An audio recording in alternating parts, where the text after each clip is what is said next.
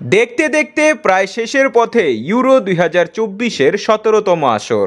ইউরোর প্রথম সেমিফাইনাল ম্যাচে শক্তিশালী ফ্রান্সকে 2-1 গোলের ব্যবধানে হারিয়ে সবার আগে ইউরো 2024-এর ফাইনালে উঠে স্পেন। অপরদিকে দ্বিতীয় সেমিফাইনাল ম্যাচে নেদারল্যান্ডসকে 2-1 গোলে হারিয়ে টানা দ্বিতীয়বার ইউরোর ফাইনালে উঠেছে ইংল্যান্ড। তাই ফাইনালের বিগ ম্যাচে মাঠে নামতে চলেছে ইংল্যান্ড ও স্পেন।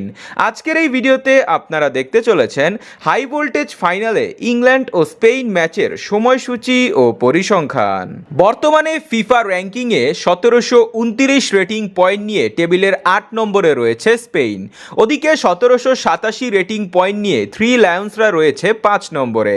এছাড়াও স্পেন ও ইংল্যান্ড সব প্রতিযোগিতা মিলিয়ে সর্বমোট 27 বার মুখোমুখি হয়েছে।